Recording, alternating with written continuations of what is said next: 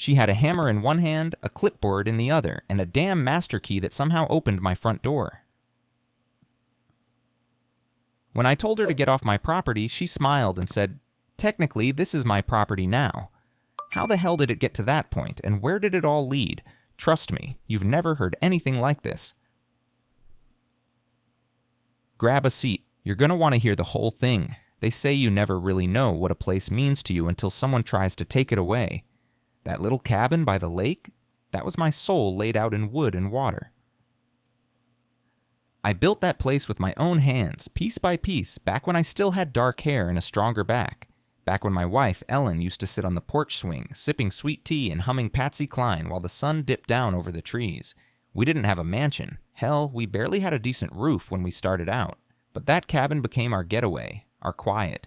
It's where she wanted to grow old. She used to say, "When the world gets too loud, we'll come here to remember who we are." After she passed, I made that promise real. I packed up the city house and moved out to the lake full time. It wasn't even a decision, really. That cabin was the last thing we built together, the last place she laughed, the last place she smiled. So no, it's not just some wooden box on a piece of dirt.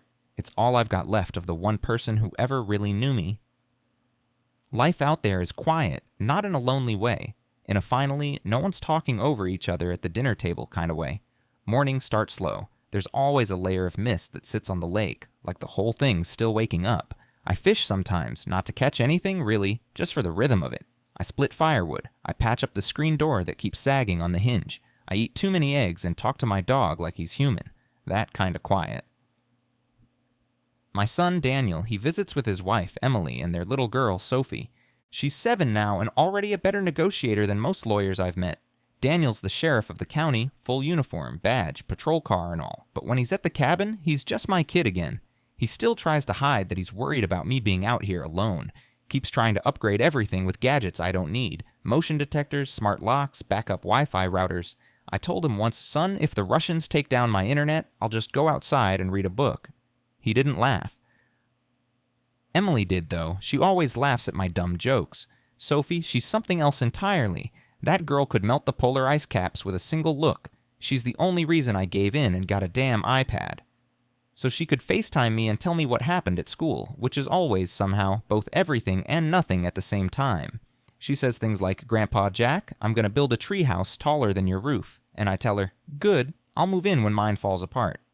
There's a calm to the routine. I chop wood. I fix up little things. I have coffee on the porch while the wind slides through the pine trees like it's got secrets to tell.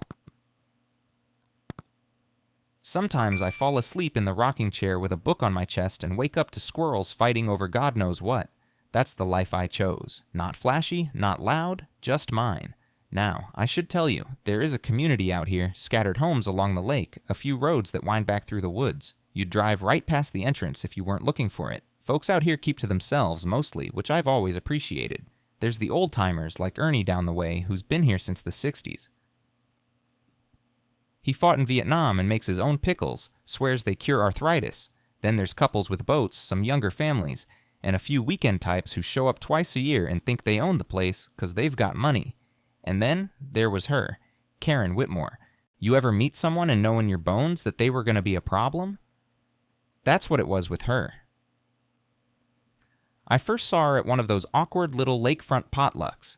You know the kind. Everyone brings a dish, there's warm soda, somebody's dog is always humping a lawn chair. She was dressed like she was hosting a real estate seminar at the Ritz. White linen blazer, heels sinking into the grass, clipboard in one hand and judgment in her eyes. Introduced herself as acting president of the Lake Pines Homeowners Association. I blinked at her and said, "What HOA?" She smiled like I was an idiot and said, "Oh, you'll learn." And that was the beginning. At the time, I didn't think much of it. I wasn't part of any HOA, never signed into one, never agreed to anything. My plot was old, older than most of the others, grandfathered in before the newer developments. I had paperwork, land surveys, deeds, all of it. I even double-checked when Ellen and I retired out here. No fees, no meetings, no rules. I figured she was just another weekend warrior, high on authority and short on hobbies. But something in the way she looked at me, or maybe looked past me like I was a scratch on her windshield, stuck with me. It was the kind of look people give when they've already decided you're in their way. Back then, though, it was all just a passing vibe, a weird little moment I brushed off like a gnat. Life kept rolling. Fish kept biting. Squirrels kept fighting. I kept sipping coffee and swearing I'd finally fix that damn screen door. And then one morning, I found a letter taped to my front door. It had a HOA letterhead. Typed real clean. No signature, just a note informing me that my fencing does not comply with visual integrity standards set forth in the updated Lakeside Ordinance 4B. Whatever the hell that meant. At first I laughed. I really did. I read it out loud to my dog like it was a sitcom script. Visual integrity standards, I said. Can you believe that, buddy? Next, they'll say the pine trees are too loud. I figured it was a mix-up, some idiot dropping mail at the wrong house, so I took it down, tossed it in the wood stove, and went about my day. But that was the last peaceful morning I had in a long, long time. Because as it turns out, when someone like Karen gets it in her head that the rules should apply to you, she doesn't back off. She digs in, and what started as a laugh turned into the kind of nightmare you don't wake up from. Easy. But I'm getting ahead of myself. You want to know how it all went down? How it spun so far out of control that the sheriff had to arrest his own neighbors and the damn state attorney general got involved? Well, sit tight. It only gets crazier from here. Couple weeks after that potluck, or maybe it was longer, I wasn't exactly keeping score, I noticed something odd. I was out in the yard, clearing brush by the fence line. The cabin sits back a ways from the main road, tucked under a canopy of oaks and pines, and my little fence, nothing fancy, just some wood posts and wire, ran along the tree line, had it there for years, kept out deer, kept in Buddy when he was younger, and had the legs for chasing squirrels. Ellen used to hang wind chimes on it. Anyway, I'm working out there, sweat dripping off my nose, thinking more about what's for lunch than anything else. When I hear footsteps crunching on the gravel behind me, I turn around, and there she is. Karen, holding a measuring tape like she's about to size me up for a casket. She's got that same clipboard, same pressed khakis, same smile that somehow manages to insult you without saying a word. She doesn't wave, doesn't say hello, just walks right up to the edge of my property, eyeballs the fence, then clicks out the tape measure. Now listen, I'm not paranoid by nature. I don't jump to conclusions. But you ever see someone do something so boldly out of place it makes your spine itch? That's what it felt like. Like she wasn't just measuring a fence, she was making a statement. I wiped my hands on my jeans and said, "Can I help you with something?" Without looking up, she said, "Just verifying a boundary inconsistency." Now, I don't know what kind of language they use in HOA fantasy camp, but where I'm from, if you're on my land with a tape measure, you damn well better have a good reason. So I said, "That fence has been there longer than your last 3 hair colors, and the county signed off on it when I put it in." She made a little note on her clipboard, like I'd just confessed to a felony. "Yes, well, recent updates to the community layout suggest this area may fall under common easement. I'll be filing a report." I actually laughed, out loud. I couldn't help it. "Filing it with who?" I asked. "God?" She finally looked up. "The Lakeside Homeowners Association, you'll be hearing from us." Now here's where I should have just walked away. Gone inside, made a sandwich and ignored it. But something about the way she said us got under my skin, like she wasn't just speaking for herself, but for some invisible army I never signed up for. I said, "Lady, I've lived here longer than that association's existed. My deed doesn't say a damn thing about HOA rules, and unless you've got county paperwork to back that up, you're trespassing." She didn't flinch. "It's not about paperwork. It's about cohesion. The aesthetic of the community matters." I wanted to ask what kind of community sends middle-aged women with clipboards to harass retired guys with fishing rods, but I didn't. I just shook my head and walked back to my tools. She left a few minutes later, but not before taking a photo of my fence. Just pulled out her phone, snapped the shot like it was evidence in a crime scene, then marched off like she'd won something. That night, I got another one of those letters. This time in a real envelope tucked into my mailbox. No stamp, no return address. Just a printed notice saying I was in violation of HOA fencing height regulations and had 30 days to remove or alter said structure in compliance with Section 8B of the Lakeside Community Ordinance. Only problem? There's no such section, because there's no ordinance. Not for me, anyway. Not for my property. I didn't know it then, but that letter, that dumb little piece of paper, he was her opening move. Not a fire, not a lawsuit, just a whisper of control. A test. She wanted to see what she could get away with, how far she could lean before I pushed back, and I'll admit it, I didn't take it seriously. Not yet. I laughed again, tossed the letter in the trash, and figured that'd be the end of it. But here's the thing I've learned about people like Karen. They don't play for laughs. They play for territory. And the moment you dismiss them as harmless, that's when they really start moving. I figured once she realized I wasn't the type to scare easy, she'd move on to someone else. Plenty of newer folks around the lake. Young couples with shiny decks and no time for drama, easy pickings. But Karen didn't let up. If anything, she turned the dial. Slowly at first, like she wanted me to think I was imagining it, like she got some kind of thrill out of playing the long game. It started with the mailbox. One morning I stepped outside and found it tilted over like it had been sideswiped. Post was scattered on the ground, door hanging off its hinges. At first I thought maybe a delivery truck clipped it, or some bored kid with a baseball bat, but there weren't any tire tracks. No scuffs, no signs of impact at all. Just neatly cracked at the base like someone had come by in the middle of the night with a crowbar and a quiet grudge. I replaced it the same day, cemented the new post in deeper this time, just to be safe. 2 mornings later, it was gone. Not damaged. Gone. Clean as a whistle, no stump, no mail, just an empty square patch of dirt where it used to be. That's when the whispers started. I ran into one of my neighbors, Lila, sweet woman, teaches piano lessons out of her sunroom, and she looked at me like I'd just kicked a puppy, said something about keeping the peace and not wanting to get involved. I didn't even know what she was talking about until she muttered something about the meeting and rushed off with her groceries. What meeting? I hadn't been invited to any meeting.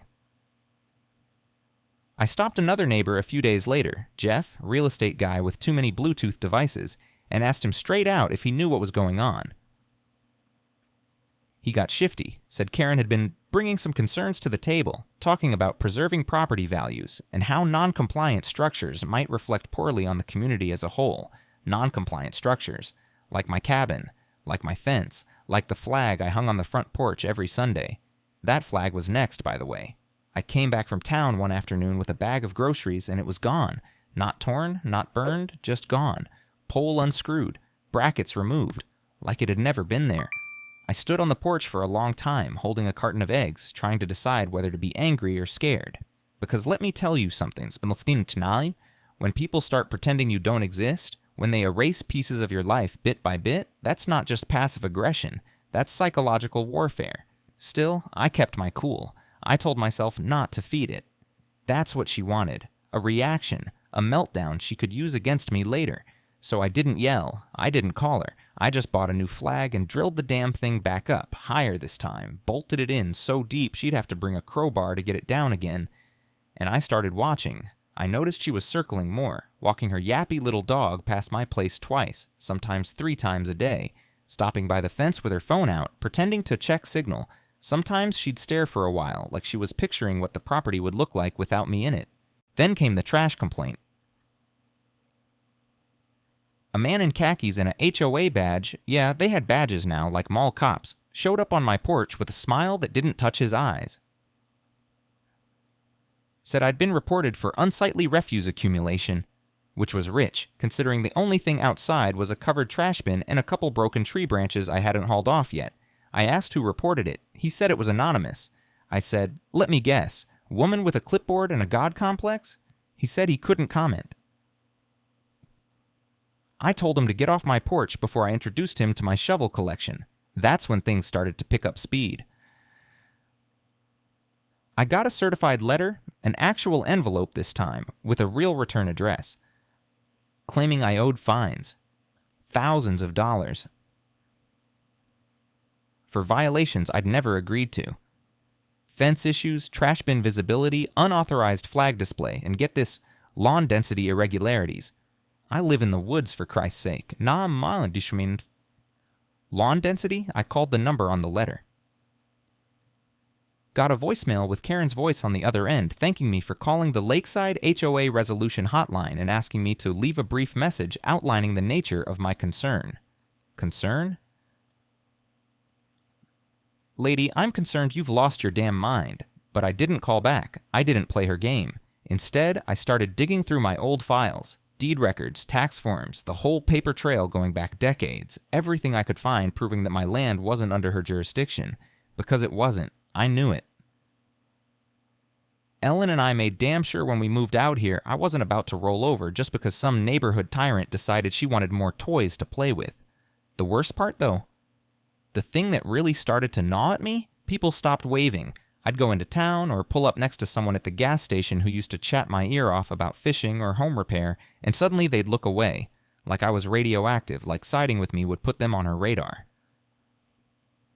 Karen was smart. I'll give her that. She didn't come at me like a wrecking ball. She eroded me, sanded me down with 100 little humiliations. Each one just small enough to make me question whether I was overreacting, whether maybe I was being difficult, whether maybe I should just take down the fence and be done with it. And that's exactly what she wanted, to make me doubt, to make me tired, to wear me out until I handed her what she wanted without a fight. But she didn't know me. She didn't know what I'd already lost in life, that cabin, that fence, that land. It wasn't just dirt and wood, it was a promise, and I don't break those, not for anyone. I didn't go straight to war, despite everything she'd pulled. The mailbox, the flag, the fines, the slow bleed of isolation. I kept telling myself there had to be a better way. I'm not some hothead with a vendetta. I'm a guy with a beat-up cabin, a history book collection, and arthritis in both knees. I've lived enough life to know that scorched earth doesn't always get you what you want, so I tried to handle it the way Ellen would have wanted me to, level-headed by the book, with some damn dignity. First thing I did was reach out to the county office. Not some automated helpline. I drove in, shook hands with a real person, and sat down across from a guy named Craig, who wore a tie that looked like it hadn't been washed since Bush was in office.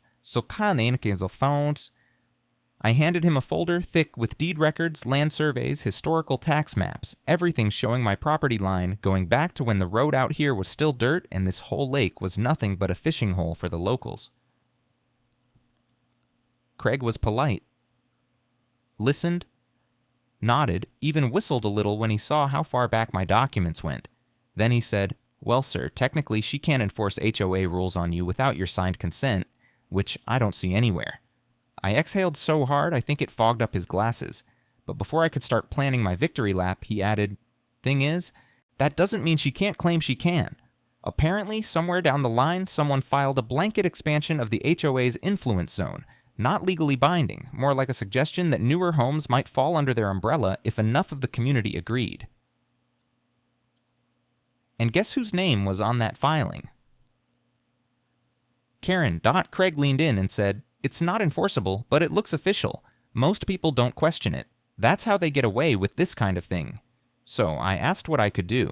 Could I file something? Make a formal complaint? He said I could submit a notice of non-consent, a legal statement that I don't acknowledge their authority and never signed on. Wouldn't undo the damage, but it would go on record in case things escalated. In case, he said. Right. I drove home that afternoon thinking maybe that would be enough. Maybe once she saw it in writing, a formal notice signed and sealed, she'd back off and turn her attention to somebody else's flower pots. She didn't. 2 days later, I got a hand-delivered letter from the HOA. No envelope this time, just a printed sheet folded once, dropped between the screen door and the frame like a nasty little origami grenade. It said my property was officially under review for failure to maintain community standards, and that pending board approval, additional enforcement actions may follow. Board? What board? There was no board. As far as I could tell, Karen was the board, and maybe Rick, her adult son who looked like he hadn't had a job since Nirvana was on the charts. I'd seen him loitering around the lake lately, sitting in his beat-up truck like a guard dog waiting for someone to flinch. That's when I decided to talk to a lawyer. Daniel gave me the number for a guy he knew from the sheriff's office. Old school type, with a mustache so thick it could have been its own lawyer. I brought him everything. The fake fines, the threats, the disappearance of my mailbox and flag. He thumbed through it all, with the same expression you'd give a spoiled milk carton. That wrinkled-up Jesus again kind of look. He told me what I already knew. Without a signed agreement, they had no legal claim on me. But here's the catch. And proving they're harassing me? That's a different beast. HOA laws vary from state to state. A lot of it comes down to whether I can prove malicious intent, coordinated targeting, or demonstrable harm. He said, "You can try and take this to court, but you'll be fighting a ghost. They'll deny everything, say it's a misunderstanding, say they were just following procedure." And the worst part? He was right. I started making noise. I filed the non-consent document with the county. I reported the missing mailbox. I filed a vandalism report on the flag. I even contacted the USPS about mail tampering, which they take pretty damn seriously. But every time I tried to put something in motion, it fizzled out. No witnesses, no video, no one willing to speak up. Even the sheriff's office, Daniel's own department, told him they couldn't prioritize a property line dispute over actual crimes. And since he was related to me, his hands were pretty much tied. He hated it. I could see it in his face every time he stopped by. The frustration, the guilt, like he was letting me down just by doing things by the book. He's a good man, raised him to be. But this kind of thing, it wasn't just about books anymore. Meanwhile, Karen kept her distance, physically anyway, but I knew she was still pulling strings. I saw more cars slowing down as they passed my place, more of those tight-lipped neighborly smiles that didn't reach the eyes. It was like living in a play where everyone else had a script, and I was the only one who didn't get the memo. I tried talking to neighbors directly, knocked on a few doors just to see if anyone else had issues. Most of them were polite but vague. A few offered me lemonade and fast goodbyes. One couple, folks who'd just moved in last year, actually pulled me aside and said, "Look, we're on your side, but we're not looking to start anything. We just want to live in peace." I get it, I really do. Not everyone's built to fight back. But man, that hit different. That night, I stood out on the porch with a beer in one hand and Buddy laying by my feet, and I felt it. That old weight creeping in behind my ribs. That feeling like you're the last sane person in the room, and everyone else is just pretending not to see the fire. I tried everything, short of setting the whole damn HOA building on fire. Not that it was a real building anyway, just some rented office space in a strip mall down by the hardware store, probably filled with dusty binders and Karen's perfume-scented delusions. But none of it mattered. They weren't playing fair, and they sure as hell weren't playing honest. And the more I tried to fight the right way, the more invisible I became. I wasn't just losing property lines or mailbox rights. I was losing my grip on the very place that used to feel like home. And deep down, a part of me started to wonder if that's exactly what she wanted. Not to win, but to break me. Quietly, efficiently, legally, piece by piece. It had been building for months. Little by little, Karen chipped away at everything. My patience, my reputation, even my sanity, if I'm being honest. And the worst part was, she never really broke any laws, just danced right up to the edge and stared me down like she dared me to blink.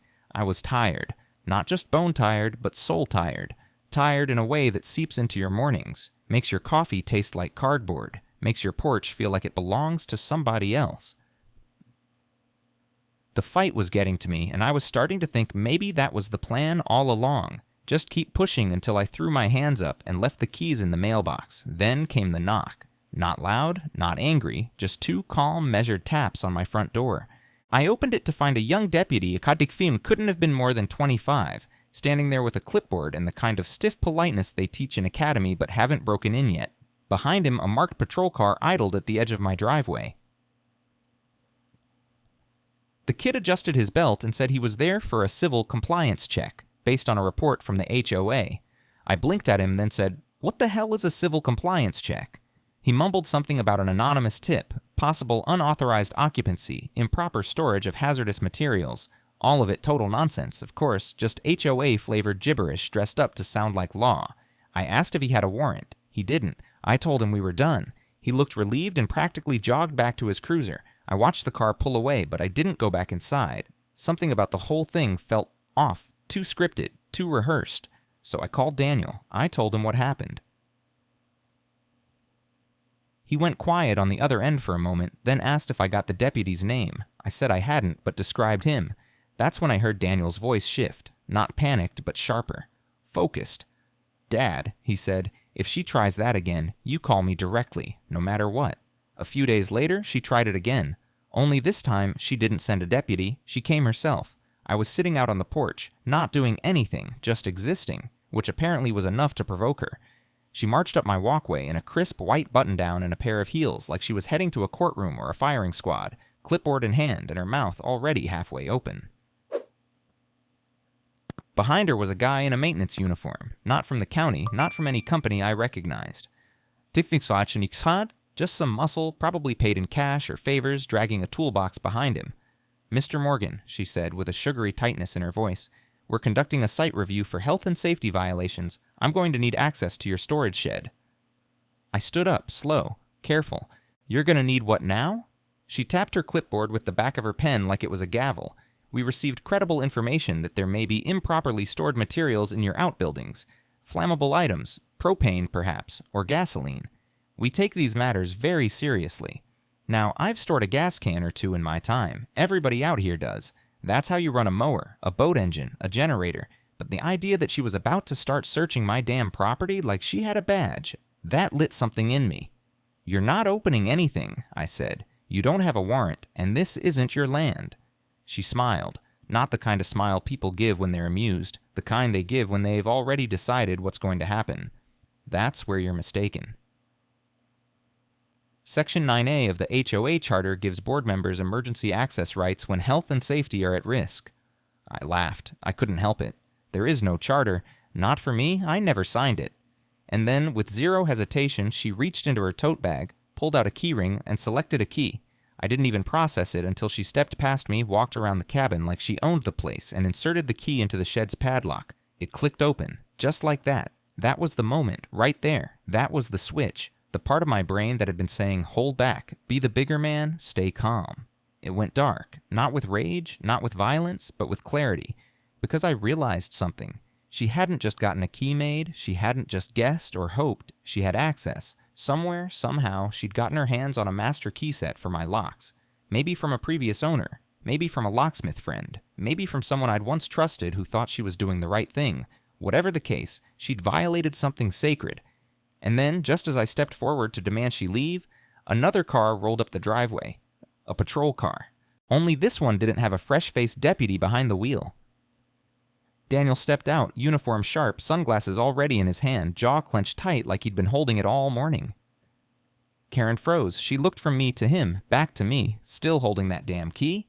Daniel walked up, calm as ever, and said, "Ma'am, can I ask what you're doing on my father's property?" I swear to God, her mouth twitched like she'd swallowed a lemon.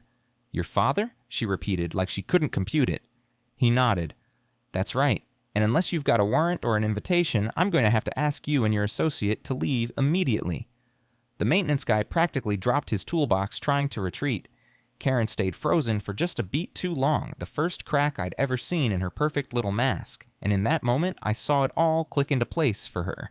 The name, the badge, the mistake. Because the one person she thought she could call to drag me out by force was the one person who absolutely wouldn't. Daniel didn't even wait for her to argue. He called in a formal trespass notice right there, logged it, handed her a printed copy from the passenger seat printer in his cruiser. Then he turned to me, gave the smallest nod, and said, "We're not playing nice anymore." And just like that, the entire board Karen thought she was playing chess on, it flipped. She came to evict me, and instead walked straight into her own checkmate. The second Karen and her tool-hauling henchmen backed down that gravel driveway under Daniel's watch. Something in the air shifted. It wasn't just relief, it was the first inhale I'd had in months that didn't taste like slow-boiled resentment. She was rattled. I could see it in her face, but that didn't mean she was done. Karen wasn't the type to retreat gracefully. No, people like her don't leave. They wait. They lick their wounds, and then they dig deeper. And I knew damn well if I didn't act while the ground was still warm, she'd come back swinging harder. Daniel didn't say much that evening. He stayed for dinner. Emily sent over some baked ziti in a dish so hot I nearly dropped it, and we sat on the porch afterward, watching the lake catch the last of the daylight. Buddy laid between us, snoring like a buzzsaw. Daniel just kept tapping the side of his beer bottle like he was counting time. Eventually, he looked at me and said, "Dad, I can't do this from the badge, not the way it needs to be done." He was right. As a cop, his hands were tied. But as my son, as a man who saw what was being done to his father under the excuse of made-up rules and falsified documents, he was pissed, and for once, that frustration had somewhere to go. So we started building something. Not a legal case, not yet. A counter-narrative. A wall of facts tall enough and wide enough to shove back with. But to do that, I needed to understand every inch of what she was claiming. Where the lies started, where the loopholes lived. That night, I pulled down the old metal filing cabinet from the back closet, nearly gave myself a hernia, and we went through everything. Not just my property records, but the lake charter, utility access logs, purchase history, county zoning updates, water usage rights, all of it. It was a damn archaeological dig. Daniel's the one who found it, buried behind an old envelope from the bank that still smelled like mildew. An agreement, signed 23 years ago by the original builder of the new Lakeside subdivision. It was simple, barely a page and a half, but the wording was clean, unmistakable.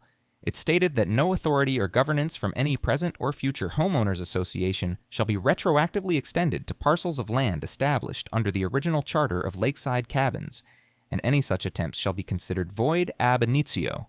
Void.ab initio. Daniel read that line 3 times, then looked up at me like I'd just handed him a grenade made of gold.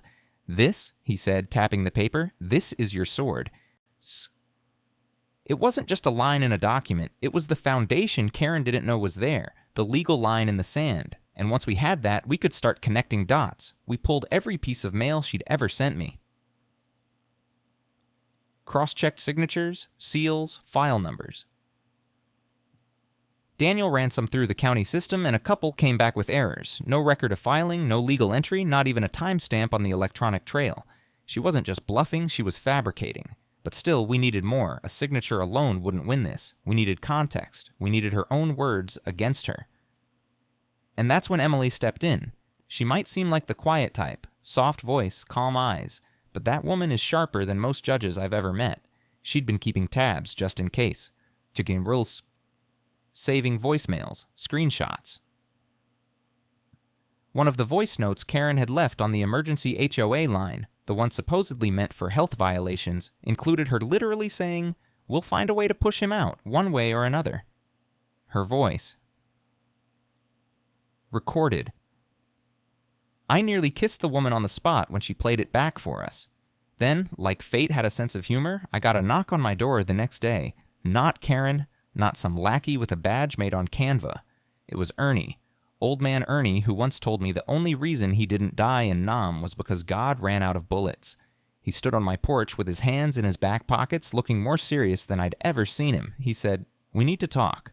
Turned out I wasn't the only one Karen had been needling. Not by a long shot. She'd gone after his fence too, and his dog run, and even tried to tell his wife that their deck furniture was not approved for uniform visual continuity. He'd let it slide until she threatened to fine them for using charcoal instead of propane. That's when he snapped. And like dominoes, once Ernie stood up, the rest started peeking out too. People came by, quietly at first, a knock here, a wave there. They didn't want trouble, but they had trouble. And they'd had it long enough. Daniel suggested we gather stories. Start a timeline, organize everything Karen had done, not just to me, but to all of us. What started as a manila folder turned into a binder, and then 2, then 3. Photos, letters, emails, even receipts for repairs from things she'd accidentally damaged or had someone remove. Emily helped organize it all. Sophie even colored a cover for one of the binders and wrote "Cabin Strong" in big crooked letters across the top. I still have that one. Best damn legal cover I've ever seen. It was more than evidence. It was a message that we weren't alone, that we weren't crazy, that this wasn't just happening to me. I called the county again.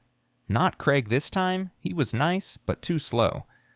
I got routed to a woman named Marlene in the Code Enforcement Division, and let me tell you, that lady could cut glass with her voice. I told her what we had. She asked for copies. I said I'd bring them myself. We set up a meeting. I shaved. First time in months. Even put on a damn collared shirt, though I nearly changed back into flannel 3 times.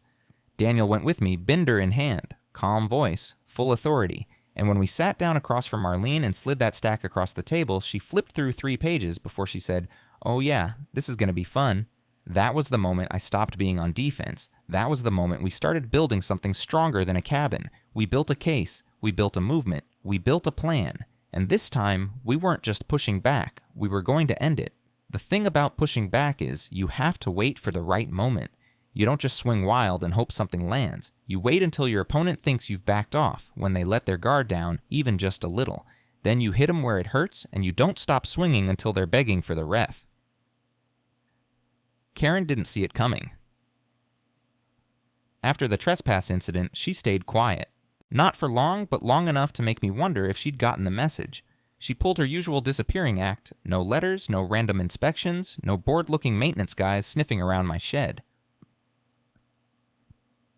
Her dog didn't bark up my fence. No HOA officers made surprise visits. She even skipped the next so-called community forum she usually hijacked like it was her own damn State of the Union. But I knew that wasn't surrender. That was setback. She was regrouping, plotting, and she probably thought I was doing what I'd always done, keeping my head down, playing defense, licking my wounds. Only this time, I wasn't alone. While she played queen of her invisible court, we were moving behind the curtain. Daniel and I had started organizing everything: binders, documents, recordings, neighbor testimonies, official letters she faked, her voice on voicemail admitting she was targeting me, and that one golden sheet of paper, the 23-year-old exemption that legally cut my property out of the HOA's reach. But what really turned the tide wasn't the paperwork, it was the people. See, once Ernie stepped forward, the floodgates opened. Lila, the piano teacher? Turns out Karen threatened to confiscate her yard signs during election season because they weren't aesthetically harmonious. Jeff, the Bluetooth guy? Karen had filed a complaint about his unauthorized gutter finish and told a realtor that his house was under structural review, which tanked his sale. And the Johnsons? She said their son's birthday party disrupted the peace because the balloons weren't HOA-approved colors. These weren't rules. These were her weapons. And for the first time, people started seeing it for what it was. That's when we launched Cabin Strong. It wasn't anything fancy, no lawyers yet, no protests with bullhorns, just a peaceful, visible show of unity. We printed up signs. Ernie's niece designed them, bright blue with bold white letters, and folks started placing them in their yards. Cabin Strong. No more silent neighbors. I staked the first one right out front, just inside the property line Karen hated so much, big and proud, with the flag flying above it. Within a week, a dozen more signs popped up. Then 20, then 30. Karen must have thought she was hallucinating. Her kingdom was turning on her one picket fence at a time. We held a gathering, just a good old-fashioned cookout on the grass in front of my cabin. No speeches, no signs of protest, just burgers, potato salad, lemonade, and neighbors sitting on lawn chairs like human beings. The news caught wind of it. A local reporter showed up with a tiny crew asking about resistance to HOA abuse and grassroots unity. I didn't give them much. Just smiled and said, "We're just neighbors getting to know each other again." That segment aired that night. And guess what was clearly visible on camera? Right behind me? That binder with Cabin Strong written in crayon by my granddaughter. It went viral. People from other towns, other states even, started messaging some of the neighbors who'd posted it online.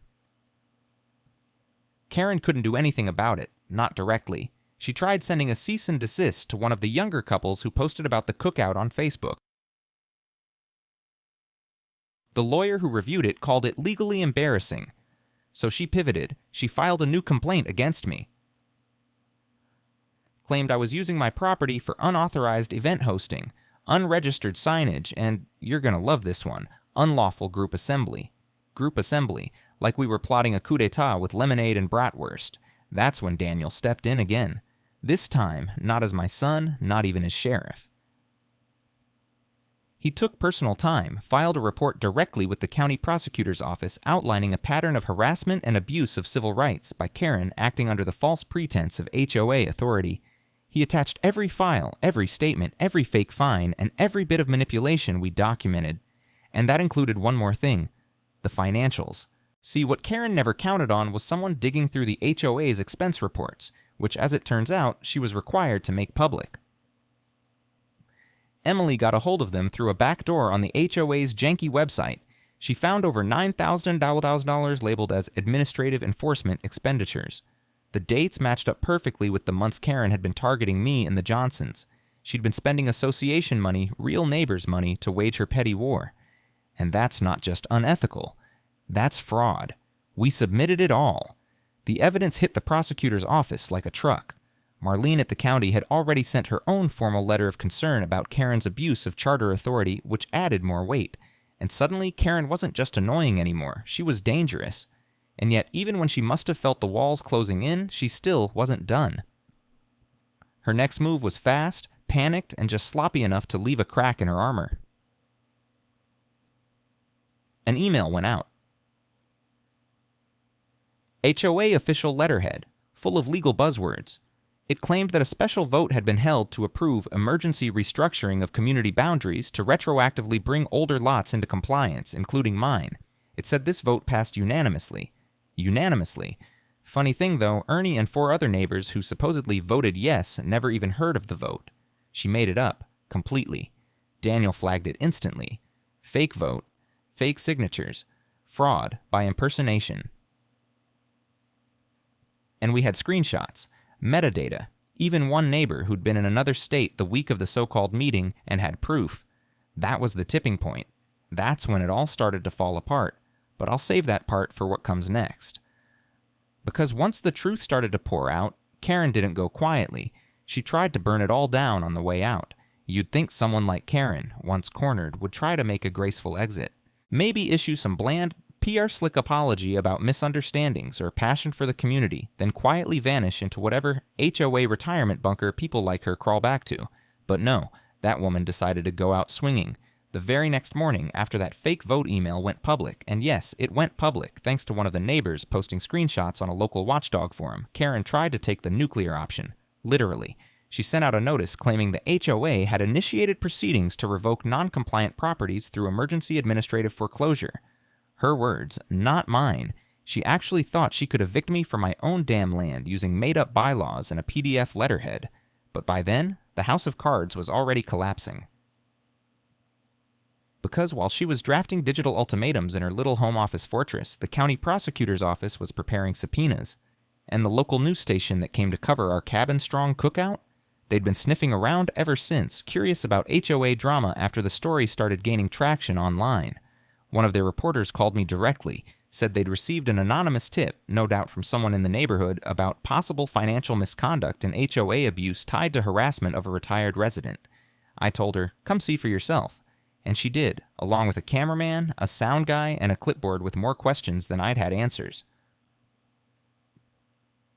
We sat out on the porch. I didn't spin it, didn't dramatize, I just told the truth. From the first note on my door to the last empty threat in my inbox, and I showed them the binder, the one with Sophie's crayon scrawl across the front. They ate it up. The segment ran that weekend, right in prime time. It opened with a slow drone shot of the lake at sunset, then cut to my face, probably looking half exhausted, half ready to throw a brick, and then straight into a montage of testimonies from neighbors. Ernie, Lila, the Johnsons, even Jeff from Bluetooth Hell.